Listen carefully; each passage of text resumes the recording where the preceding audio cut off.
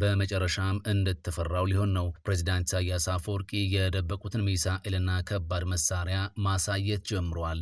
የኤርትራ መንግስት ከኢትዮጵያ ጋር የገባበትን ውጥረት ተከትሎ የቆዩ ቢሆኑም ሚሳኤሎቹን፣ ረጅም ርቀት ተወንጫፊ ሮኬቶችንና ጄቶችን ማሳየት ጀምሯል። ሻዕቢያ መሳሪያዎቹን በአደባባይ ያሳየ የሚገኘው የኢትዮጵያ ከፍተኛ ባለስልጣናትና ወታደራዊ መኮንኖች በአሰብ በቅርብ ርቀት መንቀሳቀስ መጀመራቸውን ተከትሎ ነው። ዓለም አቀፍ የፖለቲካ ተንታኞችና የግጭት ስጋት አጥኚዎች ከፕሬዝዳንት ዶናልድ ትራምፕ ውጭ ሁለቱን ሀገራት ማንም ከጦርነት አይመልሳቸውም እያሉ ነው። ያመነበትን ከማድረግ ወደ ኋላ የማይል የአፍሪካ የማይጨበጠው ነበልባል ጉዞ ወደ ባህር ድንበራችን እያለ ነው። ከታንክ እስከ ሰው አልባ አውሮፕላኖችና የጦር መርከብ ሁሉ ዝግጁ ተብሎ የመጨረሻዋ ፊሽካ እስክትነፋ ብቻ እየተጠበቀ ነው። ትላንት ከእግረኛው እስከ አየር ኃይሉ እንዲሁም የባህር ኃይሉ በደብረ ዘይት ምድርን ሲያስጨንቁ ውለዋል። በኤርትራ በኩልም አሉ የተባሉ የጦር መሳሪያዎች ስፍራቸውን እንዲይዙ ተደርጓልም ተብሏል። ኢትዮጵያ የአሰብ መመለስ የማይቀር ነው በሚል አሰብን ከአዲስ አበባ የሚያገናኝ የባቡር ግንባታ ለማስጀመር እንቅስቃሴ ላይ መሆኗ ታውቋል። አንድ ሰው ብቻ ሀገራቱ ወደ ጦርነት እንዳይገቡ ማድረግ ይችላሉ እየተባለ ባለበት በዚህ ሰዓት ታጣቂው ኃይል ከኤርትራ ጋር ውጊያ ገጥመናል ሲል ይፋ አድርጓል። በተጨማሪም የኤርትራ የጦር አቅም ታውቋል። ይህ ኢትዮ ፕላስ ነው። ሁሉንም ጉዳዮች በዝርዝር እናስደምጣችኋለን። ኢትዮ ፕላስን ሰብስክራይብ፣ ቪዲዮዎቹን ደግሞ ላይክ እና ሼር ያደርጋችሁ ጥቂት ደቂቃዎችን ከኛ ጋር እንድታሳልፉ እንጋብዛችኋለን። በቀለበት የታሰረው የኢትዮ ኤርትራ ግንኙነት ከፕሪቶሪያ ስምምነት ማግስት መሸርሸሩን ተከትሎ አገራቱ የገደል አፋፍ ላይ ደርሷል። ፕሮፌሰር አሌክስ ዱዋል እንዳሉት ሁለቱን ሀገራት ከጦርነት አፋፍ ሊመልሱ የሚችሉት የአሜሪካው ፕሬዝዳንት ዶናልድ ትራምፕ ብቻ ናቸው ቢባልም የዋሽንግተን መንግስት ትኩረት ግን መካከለኛው ምስራቅ ላይ እንደተተከለ ይገኛል። ዓለም ትኩረት በነፈገው የሁለቱ ሀገራት ውጥረት ከአሁን ግጭት ሊቀሰቀስ ይችላል በሚል ቀጠናው እጅግ ተወጥሯል። ከሰሞኑም በሁለቱም ሀገራት መካከል የታዩት ወታደራዊና ፖለቲካዊ እንቅስቃሴዎች ደግሞ አገራቱ በአቦ ሸማኔ ፍጥነት ወደ ጦርነት እየከነፉ መሆኑን የሚያስረግጡ ናቸው። የኢትዮጵያ ከፍተኛ ባለስልጣናትና የጦር መኮንኖች ከአሰብ 60 ኪሎ ሜትር ርቀት ላይ በመገኘት ቅኝት ማድረጋቸው ታውቋል። ከዚህ ባለፈ ደግሞ የኤርትራ መንግስት በሚዲያ ሰራዊቱና በፕሮፓጋንዳ ልሳናቶቹ በኩል የጦር መሳሪያዎቹን ማሳየት ጀምሯል። እነዚህ የፕሮፓጋንዳ ልሳናት ከነዚህ ረጅም ርቀት ሮኬቶች ባለፈም የኤርትራ አየር ኃይል አቅሙን እያጠናከረ እንደሆነ መረጃዎችን አሰራጭቷል። ኤርትራ አዳዲስ የጦር ጀቶችን ሸምታለች የሚሉት እነዚሁ የሚዲያ ሰራዊቶች ምስሎችንም አያይዘው አጋርተዋል። ይሁንና ግን ወታደራዊ ትንተናዎችንና ደረጃዎችን በማውጣት የሚታወቀው ዓለም አቀፉ ግሎባል ፓወር ፋየር በዚህ ዓመት የአገራትን ወታደራዊ ደረጃ ባወጣበት ሪፖርቱ ላይ የኤርትራ ጦር አሁንም ዘመናዊ ትጥቆችን መታጠቅ ያልቻለ እንደሆነ መግለጹ ይታወሳል። እንደ ሪፖርቱ የፕሬዝዳንት ኢሳያስ አፈወርቂዋ ኤርትራ ያሏት የጦር መሳሪያዎች ጊዜ ያለፈባቸው ናቸው። 300 ያረጁ ቲ55 ታንኮችና 200 ወታደራዊ ተሽከርካሪዎች እንዳሏትም ሪፖርት ተደርጓል። ምንም የውጊያ አውሮፕላን የሌላትም ሲሆን ነገር ግን ጥገና የሚፈልጉ 10 ሚግ 21 እና ጥቂት ሄሊኮፕተሮች እንዳሏት ይኸው ሪፖርት ጠቅሷል። አስመራና አዲስ አበባን ከቋፍ የሚመልስ ሃይባይ እስካሁን አልተገኘም። አገራቱ ወደ ግጭት አፋፍ እየተንደረደሩ ነው። አደራዳሪ ይሆናሉ የሚባሉ የገልፍ አገራት ከጀርባ ገፊ መሆናቸው የጦርነቱን አይቀሬነት ጨምሮበታል። በተመሳሳይ መረጃ የኢትዮጵያ ባቡር ኮርፖሬሽን ሰሜን ኢትዮጵያን ከጅቡቲዋ ታጁራና ከኤርትራዎቹ አሰብና ምጽዋ ወደቦች የሚያገናኝ ሀዲድ በ1.58 ቢሊዮን ዶላር ለመስራት ማቀዱን ሪፖርተር ዘግቧል። ፕሮጀክቱ ከመቀሌና ወልዲያ ወደ ሁለቱ አገራት ወደቦች የሚዘረጋ መሆኑን ዘገባው ጠቅሷል። ኮርፖሬሽኑ ይህንኑ እቅድ ያቀረበው ከቀናት በፊት በአዲስ አበባ በተደረገው የባቡር ሀዲድ ኢንቨስትመንት ስብሰባ ላይ መሆኑን ዘገባው አመላክቷል። አዲሱ ፕሮጀክት በዓለም አቀፍ የግልግል ፍርድ ቤት ከተያዘው የቱርኩ ኩባንያ ከጀመረው የአዋሽ ኮምቦልቻ ሀራ ገበያ የሀዲድ ፕሮጀክት ጋር ግንኙነት የለውም ተብሏል። ትላንት የኢትዮጵያ ጦር ጠቅላይ ኤታማዦር ሹም ፊልድ ማርሻል ብርሃኑ ጁላ ጠበቅ ያለ መረጃን ተናግሯል። በቦሌም በባሌም ኢትዮጵያ የባህር በር ባለቤት ትሆናለች ብሏል። ከ10 ዓመት ዓመት በኋላ የኢትዮጵያ ህዝብ ብዛት 200 ሚሊዮን ሊደርስ ይችላል። 200 ሚሊዮን ህዝብ በ2 ሚሊዮን ህዝብ መታፈን የለበትም። ሀገራችን የተፈጥሮ ሀብቷን እንዳትጠቀም በውስጣዊ ግጭት እንድታተኩርና ለዘመናት በድህነትና ኋላ ቀርነት እንድትቆይ የሚፈልጉ ታሪካዊ ጠላቶቻችን ሴራ በጀግናው ሰራዊታችን ጀግንነት በመላ ህዝባችን ድጋፍና በመሪዎቻችን በሳል አመራር ሰጭነት በመበጣጠስ ወደ ሰላምና ልማት እየተሸጋገር እንገኛለን ብሏል።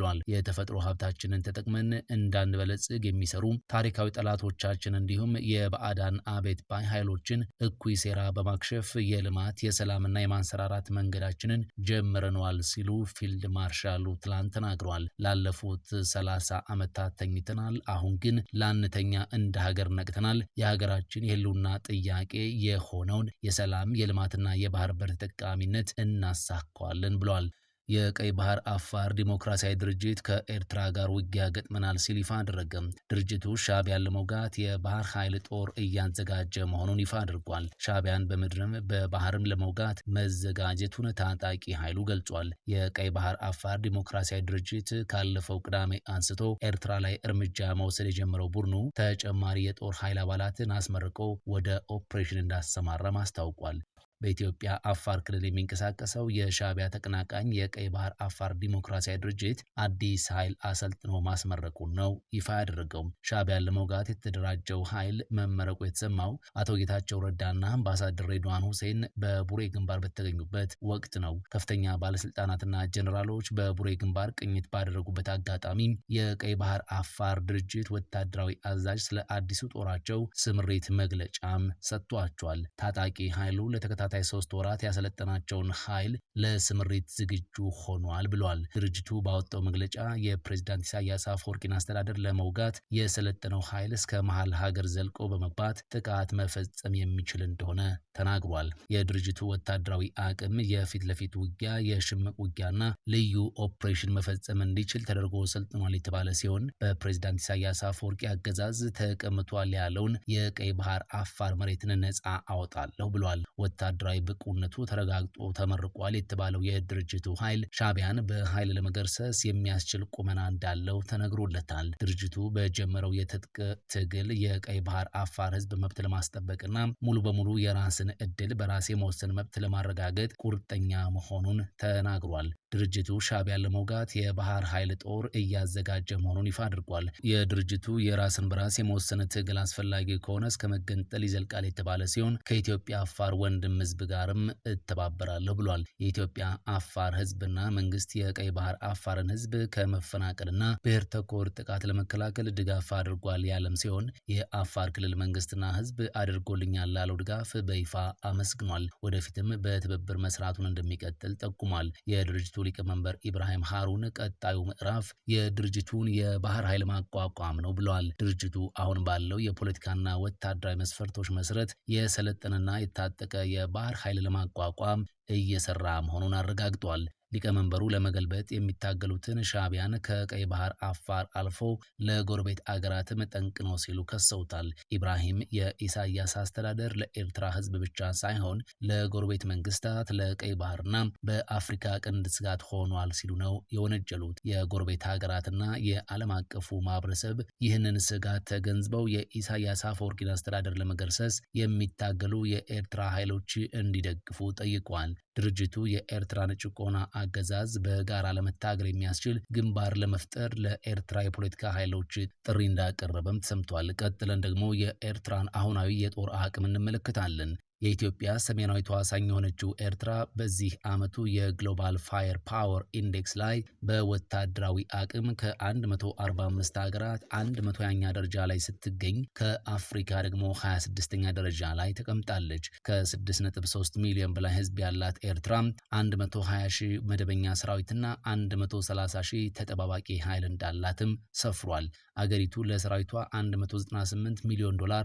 ዓመታዊ በጀት ትመድባለችም ተብሏል። ኤርትራ የምድር የአየርና የባህር ኃይል አላት። ኢትዮጵያን ደግሞ ስንመለከት ከአፍሪካ 5ኛ ከዓለም በ52ኛ ደረጃ ላይ ተቀምጣለች። ከአፍሪካ በህዝብ ብዛቷ በሁለተኛ ላይ የምትገኘው ኢትዮጵያ በአሁኑ ጊዜ ከ130 ሚሊዮን ህዝብ በላይ እንዳላት ተነግሯል። በምጣኔ ሀብትም ቢሆን ኢትዮጵያ ከአካባቢው አገራት ትልቋ ናት። ውስጣዊና ውጫዊ የደህንነት ስጋት ያለባት ኢትዮጵያ የምድር የአየርና የባህር ኃይል ያላት ሲሆን በወታደራዊ አቅሟ በዓለም በ52ኛ ደረጃ ላይ ስትገኝ ከአፍሪካ ደግሞ 5ኛዋ ሀያል ሀገር ናት። ከ160 ሺህ በላይ መደበኛ ሰራዊት ያላት ሲሆን ኢትዮጵያ ከ2 ቢሊዮን 97 ሚሊዮን ዶላር በላይ ዓመታዊ በጀት በመመደብ በዙሪያ ካሉ አገራት ሁሉ ከፍተኛውን ገንዘብ ለሰራዊቷ የምታውል ትልቅ ሀገር ናት።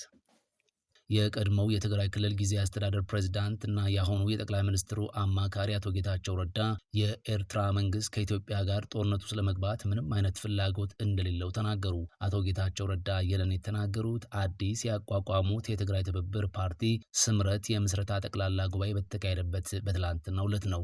ጉባኤው ጥቅምት 24 2025 የተካሄደ ሲሆን የተለያዩ የፖለቲካ ድርጅቶች መሪዎች፣ የኢትዮጵያ ብሔራዊ ምርጫ ቦርድ ተወካዮችና የብልጽግና ፓርቲ አባላት በተገኙበት ነው። በኢትዮጵያና በኤርትራ መካከል ስላለው የሻከረ ግንኙነት የተናገሩት አቶ ጌታቸው ረዳ የኤርትራ መንግስት አቅሙን ስለሚያውቅ ጦርነት የመጀመርም ሆነ የመግጠም ምንም አይነት ሀሳብ እንደሌለው ተናግሯል። የኤርትራ ባለስልጣናት በኢትዮጵያ በኩል ስላለው ወታደራዊ እንቅስቃሴ ለምን ዝም እንዳሉ ሲጠየቁ በደቡብ ትግራይ ያሉ አንዳንድ አካላት በእነሱ ምትክ እየሰሩ ነው የሚል ምላሽ እንደሰጧቸው የገለጹት አቶ ጌታቸው ይህም አዲስ ጦርነት ቢቀሰቀስ የሚጀምረው ከደቡብ ትግራይ ወይንም ከሰሜን ወሎ ሊሆን እንደሚችል ፍንጭ የሚሰጥ ነው ብለዋል። አቶ ጌታቸው ረዳ በቀድሞ ፓርቲያቸው ህወሓትና በአሁኑ የክልሉ አስተዳደር ላይ ጠንካራ ትችት ሰንዝረዋል። የክልሉ ገዢ ፓርቲ ክልሉን ወደ ሌላ ጦርነት ለመክተት እየሞከረ ነው፣ እኛ ግን ይህንን እንቅስቃሴ በማንኛውም መንገድ እናስቆማለን ሲሉ አስጠንቅቀዋል። በተጨማሪም በትግራይ ክልል ውስጥ እየጨመረ የመጣውን ጭቆናና ለመረጋጋት የኮነኑት አቶ ጌታቸው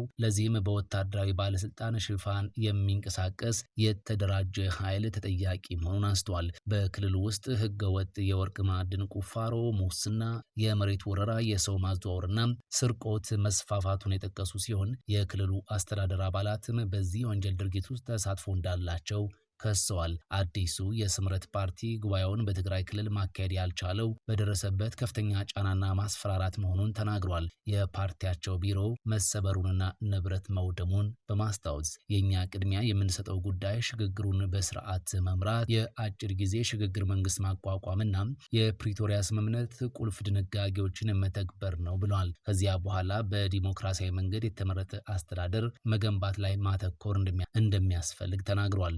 ጉባኤው ላይ የተገኙት ሌተናል ጀነራል ጻድቃን ገብረተንሳይ በበኩላቸው ጉባኤው አምባገነንነትና ተጠያቂነት በሌለበት ወቅት መካሄዱ ታሪካዊ ያደርገዋል ሲሉ ገልጸዋል።